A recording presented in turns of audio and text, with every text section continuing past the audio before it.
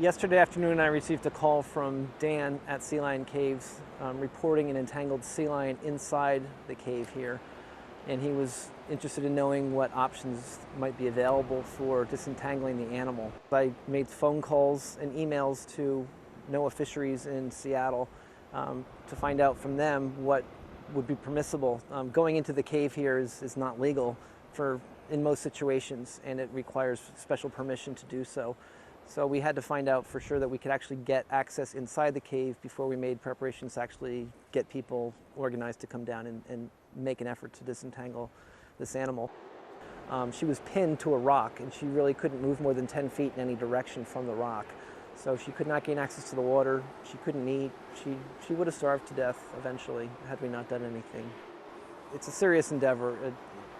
Disentangling this animal involves risks to the animal as well as to the people trying to rescue it. So we have to take a lot of precautions to make sure we're not putting people in harm's way and make sure that we can safeguard the safety of the animal as well.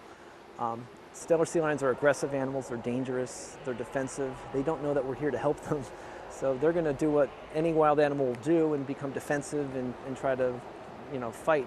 So we needed to bring in a veterinarian who could sedate the animal and calm it down to enable us to get close enough and to subdue it so that we could basically cut the material away from its face. We had several people from the Oregon State University Marine Mammal Institute staff as well as interns come down and assist with equipment and getting ourselves down into the cave so we could access the animal in a safe manner.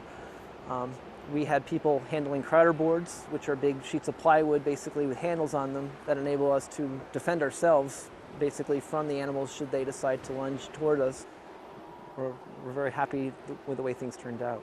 We were successful in getting the gear off the animal. Well, the animal's a bit underweight. She had probably gone for some time without eating, so she's malnourished. She's going to have to spend some time getting back into her foraging regimen and eating on a regular basis again. But we're very happy that there were no serious injuries that were involved from the netting. It seems like there really was no damage to her tissue that we could see. So it's good that we got to her when we did. She certainly would not have survived had she not been disentangled. This is the net that was wrapped around the animal's neck and face, and it's a trawl net.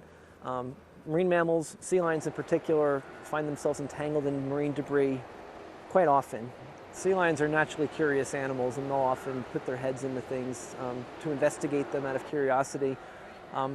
So unfortunately it happens quite often that they'll find themselves wrapped around with a net or any other type of marine debris that happens to be floating out in the ocean, which underscores the need for us all to be more careful with our garbage and our waste and debris, especially when we're on the water. We need to be mindful of marine mammals and birds and any other animals that are out there that may potentially be caught up in gear that they cannot free themselves from on their own. If you find a stranded or entangled animal on the beach, do not try to disentangle it yourself. The proper thing to do is to call the Oregon State Police hotline number,